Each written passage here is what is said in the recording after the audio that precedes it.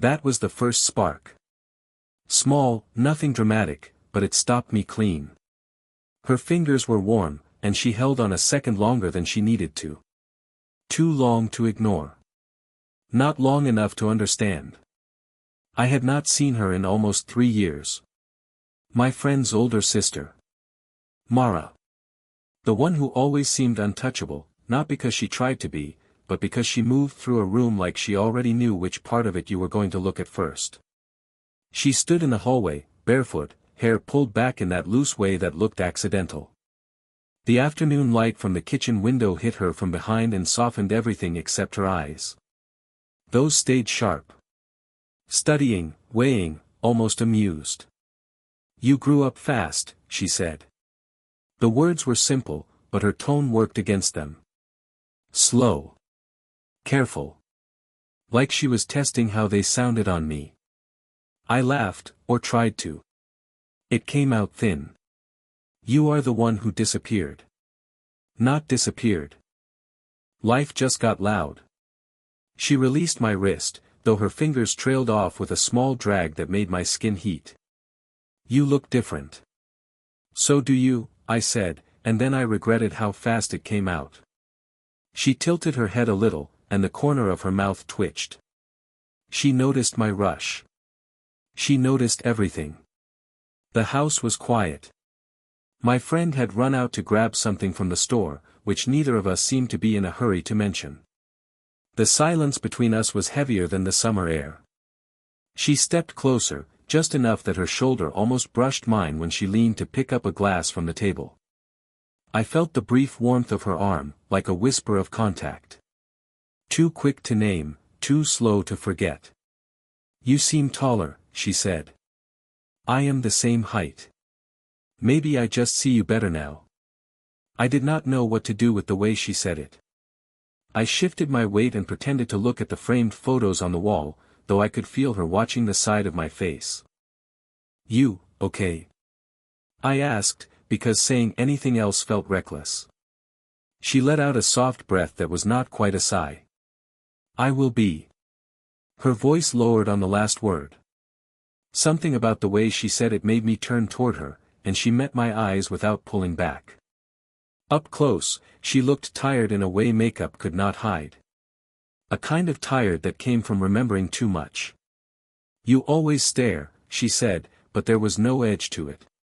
"Should I stop?" She shook her head lightly. "No. It is fine." Her fingers grazed my forearm as she passed by me to open the window. Not an accident. Or maybe it was. Hard to tell with her. The breeze lifted a strand of her hair, and she tucked it behind her ear with a motion that was almost shy. It felt strange seeing her do anything shy. "You really grew up," she said again, softer this time, almost like she had not meant to repeat it. "And you," I hesitated. My mouth moved before my thoughts caught up. "You look different." Her eyes flicked to mine. "Different how?" I felt my chest tighten. The air felt tight too.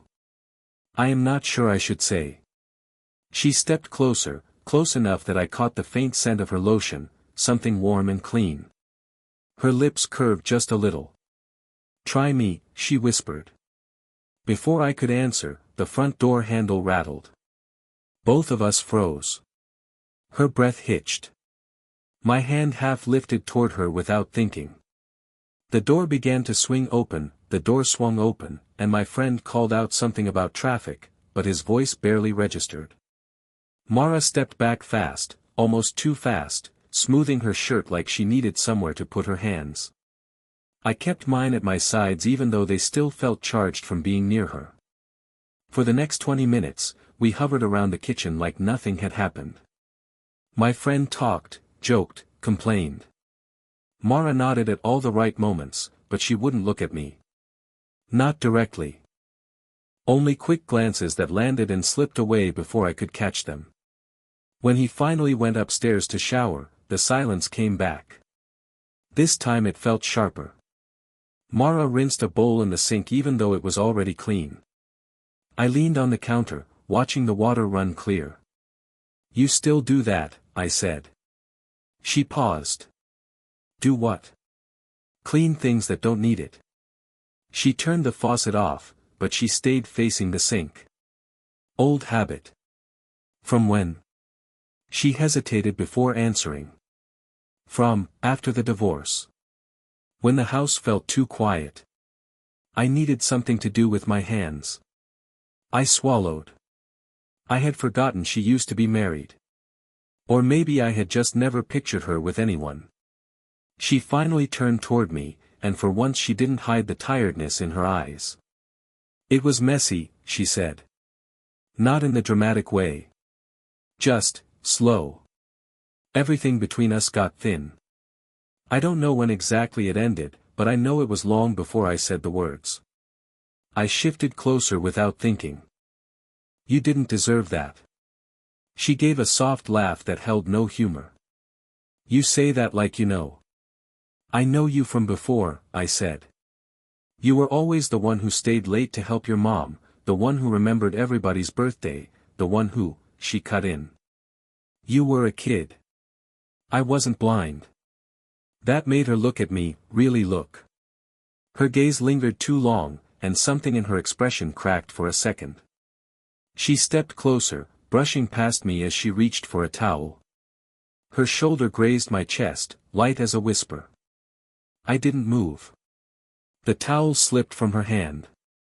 I picked it up, and when I handed it back, my fingers touched hers.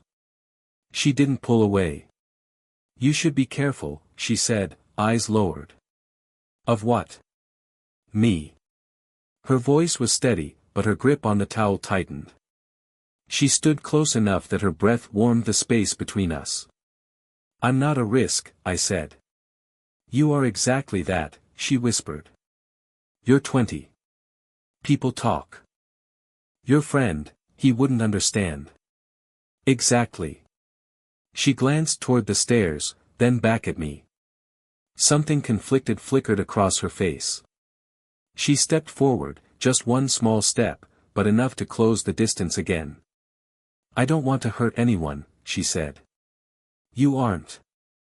Her fingers brushed my arm, barely there, as if testing what she could get away with. I felt the touch long after it faded. She exhaled slowly. You notice too much. And you pretend you don't. Her lips parted, like she wanted to answer but couldn't.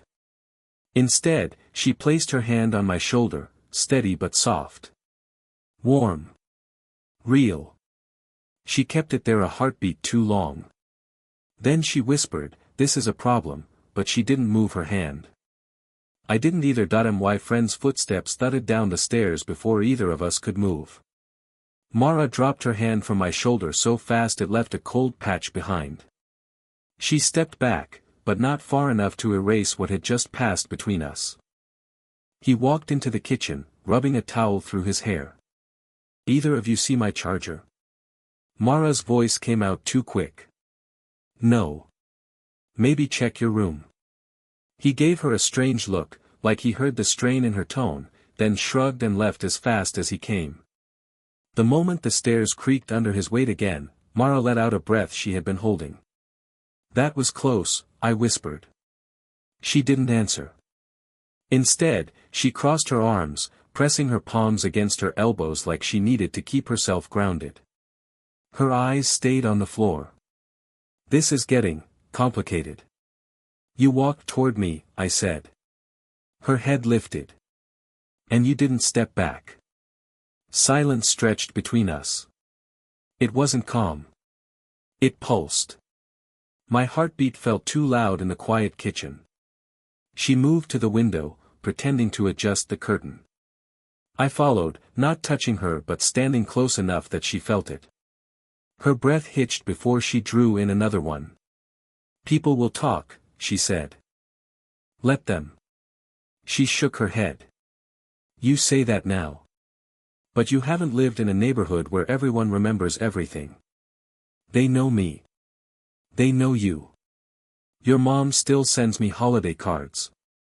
This isn't something that stays hidden. I'm not ashamed of standing near you. Her eyes flicked up. But I am older. So, she breathed, voice unsteady, it changes the rules. She reached for the edge of the curtain, but her fingers brushed mine instead. We both froze.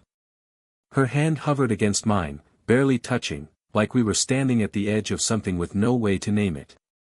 "Don't," she whispered, though she didn't pull away. "I'm not doing anything." "You are." Her gaze dropped to our hands. "You're making it hard to think straight." I swallowed, my voice low. "You think I'm the one doing that?" She looked at me then. Really looked. Tired warmth. Caution.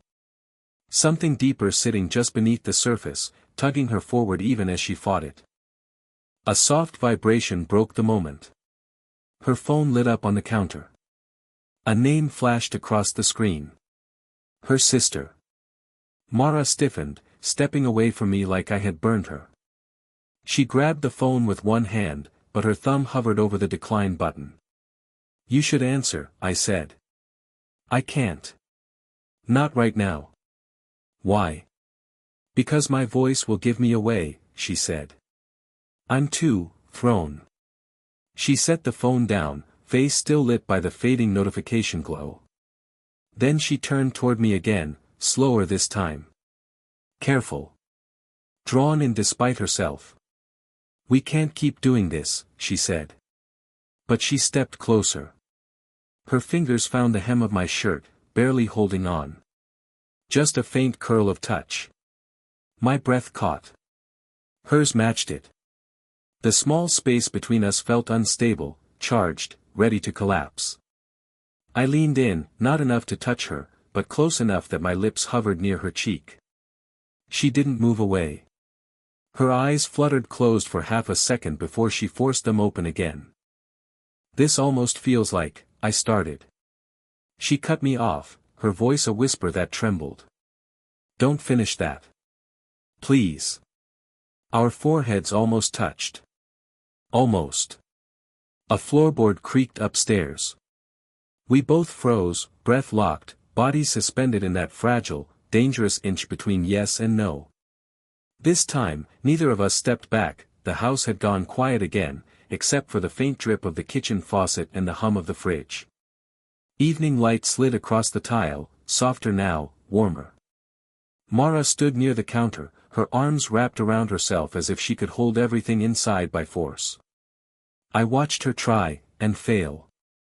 "You keep looking at me like that," she said without turning. "Like what?" "Like you're waiting for me to break." "I'm not waiting," I said. "I think you already did." She let out a shaky breath, half a laugh, half something else. When she finally looked at me, her eyes held a tired heat that wasn't there earlier. Something unguarded. Something too close to the truth. "This can't happen," she whispered. "Then why are you still standing here?" Her jaw tightened, but her feet didn't move. She braced a hand against the edge of the counter, and her fingers trembled. Just a little. She caught it fast, curling her hand into a fist, but I'd already seen. I stepped toward her, slow enough that she could walk away if she wanted. She didn't. When I reached her, she stayed still, her breath catching in her throat. "You're making this harder," she said, voice thin. "Tell me to stop," I said. She opened her mouth, closed it. Her throat worked around a word she couldn't force out. "See?" I said softly. Her hand unclenched, and she reached up before she realized she was doing it. Her fingertips brushed my jaw, light as a thought. She pulled back a second too late. The touch lingered anyway. "This isn't fair," she said. "Nothing about wanting someone is fair." She flinched a little, not from fear. From recognition.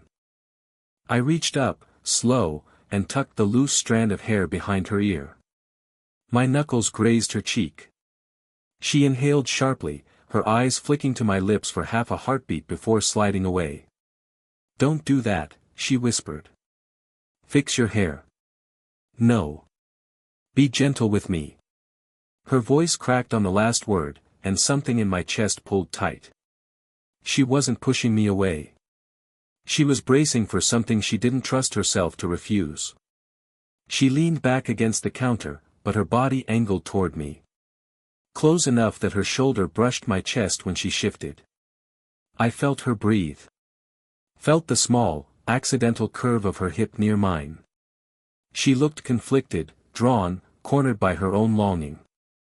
"I'm not afraid of this," I said. "I am," she answered. "Not of you. Of what it will do to me." Her eyes lifted, slow and unsure, and something inside her broke open just enough for me to see the truth she kept swallowing. She reached out, fingers curling in the fabric of my shirt, barely holding. It wasn't bold. It was desperate in a quiet way. "You have no idea what you're doing to me," she said, her voice a breath against my collar. I leaned down, just a few inches, until my forehead nearly touched hers. Our noses almost brushed. Her lips parted. Mine did too. "Mara," I whispered. Her hand tightened on my shirt, pulling me closer in a single, unthinking motion. The sound of a car door slamming outside snapped both of us still. She froze. I did too. Her eyes lifted to mine, wide, breath unsteady, her face inches from a choice she couldn't undo. "Don't move," she said. Not a warning. A plea that a second car door slammed. Then another.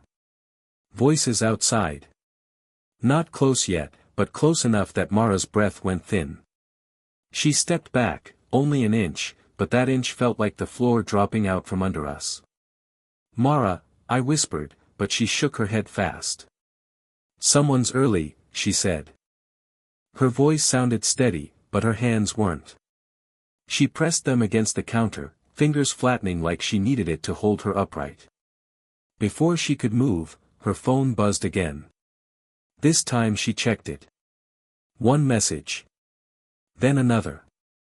Her expression changed so fast I felt the shift more than I saw it. "What is it?" I asked. She didn't answer right away. She turned her screen away like she didn't want me to see her reaction. But I caught enough. A preview of a text. My friend's name. And the words, "She heard you two downstairs." Mara tightened her grip on the counter. "Who heard us?" I asked. She exhaled, barely a sound. "My sister." My stomach dropped. How much did she hear? Enough to tell him something sounded wrong. She pushed off the counter and moved past me. Too quick. She brushed my arm, then froze for a second like the contact shorted out whatever plan she had. She swallowed, kept walking, then turned back. "She thinks you're interested," Mara said, voice low. "And she thinks I let it happen." "Let it?" I stepped closer. "Mara, it's not like you, don't." Her voice cut in fast. "Not angry. Scared." She wrapped her arms around herself again. "You don't understand the way she sees me. I'm the responsible one. The boring one. The one who held everything together after the divorce. And now she thinks she breathed out hard. Reckless." I reached out, but she stepped back before I touched her. Not far. Just enough that she could pretend distance meant control. "Is that why you're shaking?" I asked quietly. Her hands stilled for a moment, then trembled again. She closed them into fists to hide it. "It's not just her," she said. "Your friend will tell your mother. And then she'll think," Mara lifted her eyes, raw and tired and lit with something fierce. "She'll think I took advantage of you. You didn't. She won't believe that." The voices outside moved closer to the house. A gate latch clicked. I moved toward her before I could think. "Look at me." She hesitated, then lifted her face. When her eyes met mine, everything she'd been holding back flickered across them. Fear. Want. The ache of a choice she didn't trust herself to make. "You think I'm some fragile kid," I said. I'm not. I know what I'm feeling. I know what this is. Her breath hitched. Don't say that. Why not? Because if you say it, she whispered, stepping closer despite herself, I won't be able to pretend anymore. We stood inches apart. Too close. Not close enough. Her fingers rose like she meant to touch my chest, then pulled back at the last second. Her hand hovered there, suspended in the space between restraint and surrender. Outside, footsteps hit the porch steps. Inside, Mara's voice dropped to a strained whisper. We need to decide something. Right now. What? I asked. She reached for my hand, barely letting her fingertips touch mine. Just that whisper of contact sent heat up my arm. If we stop, she said, eyes locked on mine, we stop completely. And if we don't? Her fingers curled around mine. Gentle. Intentional. A choice. Then, she whispered, we stop pretending. A knock hit the front door. Mara didn't let go, the knock hit the door again, louder this time. Mara didn't move. Her fingers stayed tangled with mine, small but deliberate, like her body hadn't caught up with the danger outside. I felt her pulse through that fragile grip. Fast. Unsteady. Matching mine. Mara, I whispered. She didn't answer. She stepped closer instead, so close her breath brushed my chin when she exhaled. The kitchen felt too warm, too quiet, everything suspended around the point where our hands met. They're waiting, I murmured. I know. Her forehead almost touched my chest now. Not leaning, not yet, but one small sway away from doing it. I lifted my free hand, slow enough to give her every chance to pull back.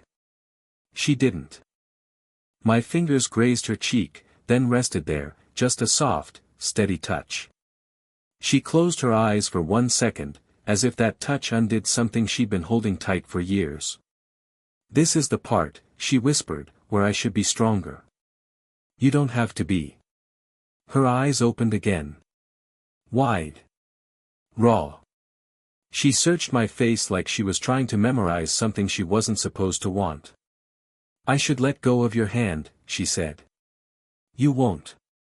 Her thumb brushed along my palm. A small, involuntary stroke that spoke louder than anything she could say. The knock came again, followed by a hesitant voice through the door, Mara. You home? Her sister. Mara stiffened.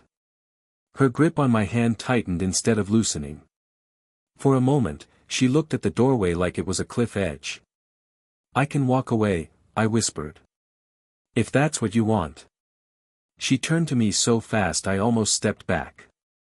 That's not what I want. The admission hit the air between us like a spark.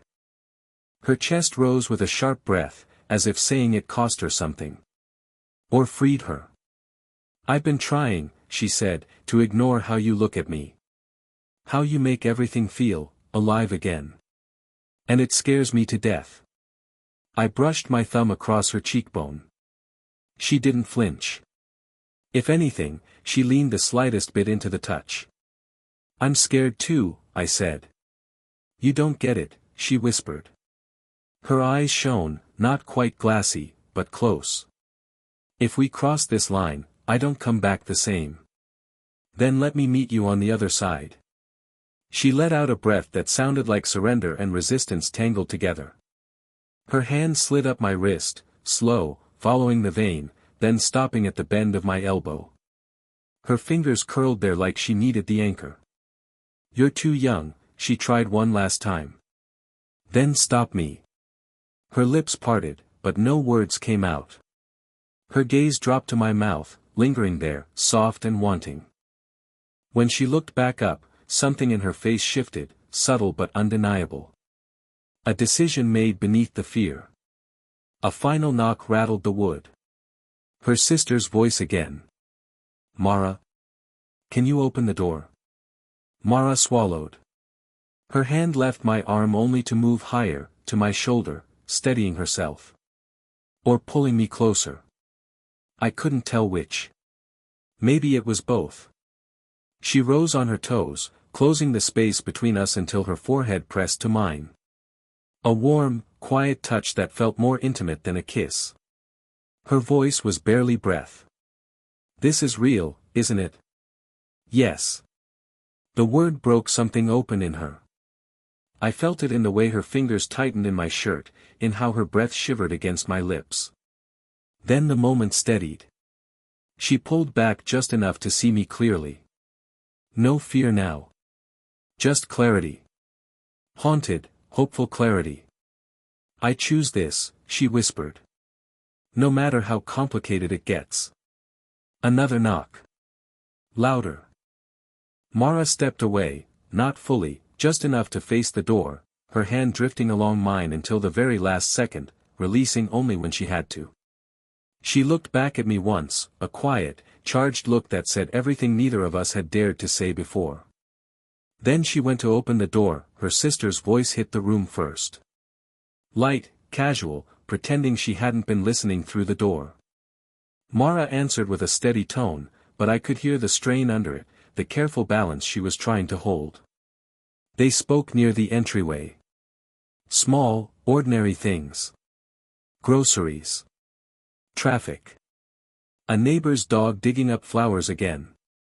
I stood by the kitchen, leaning on the counter, pretending not to listen while catching every word. Then I heard it. Her sister lowered her voice. "You okay? You sounded off earlier." Mara paused. A long, quiet pause. "I'm fine," she said.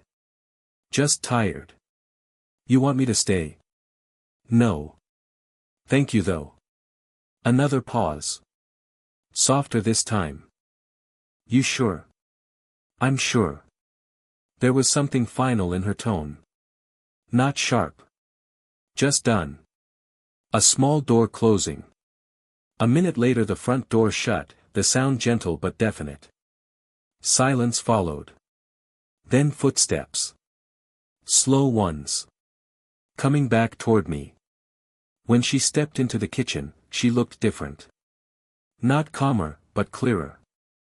Like she'd made peace with something she'd been avoiding for too long. "You waited," she said. "You knew I would." She walked closer, stopping a foot away, then half a foot, until the space between us felt warm. Her shoulders dropped, the tension slipping out in small pieces. She reached up and touched my wrist, the same way she had when all of this started. Only this time she didn't let go right away. "I thought I'd feel guilty," she said. "But I don't. Not about you." I moved my hand, slow enough not to startle her, and let my fingers thread with hers. The fit was unsteady at first, uncertain, then she tightened her grip. Warm. Intentional. "You're still worried," I said. "I am." She stepped closer until her shoulder brushed my chest. "The age gap. Your family. My past. All of it. We'll deal with it." She looked up at me, really looked, as if trying to see the future in my face. Whatever she saw softened her expression. "You make it sound simple," she whispered. "I didn't say simple," I answered. "Just worth it." Her breath caught. She leaned in, not quite touching, but enough that I felt the heat of her skin. Her forehead rested near my collar for a second, then she shifted and pressed her cheek against my shoulder. A small, careful lean. But a real one. I wrapped an arm around her, slow, giving her time to pull back if she wanted. She didn't. She let herself sink into me, her breath settling, her hand still holding mine. "This feels safe," she murmured. "With me it is." She pulled back only enough to look up, her fingers brushing my jaw. No rush, no panic, no guilt. Just a quiet choice. She lifted her face, and I bent down, kissing her forehead. Warm. Long, steady. She closed her eyes and let out the softest exhale, like something heavy finally left her chest. When she opened her eyes again, that hesitance she had carried since the moment we met was gone. Then stay with me, she said. No whisper. No fear. Just truth. I'm not going anywhere. We sat together on the couch afterward, her hand in mine, our shoulders touching. The house felt different now. Not dangerous. Not forbidden. Just ours. A beginning instead of a mistake. She rested her head against my shoulder, and I brushed a hand along her arm, slow and sure. I didn't think I'd get to feel this again, she said quietly. You do now, I answered. And she smiled. A soft, tired, relieved smile that told me we had stepped across the line together, and neither of us wanted to turn back. Did you enjoy the story? What kind of stories would you like to hear next?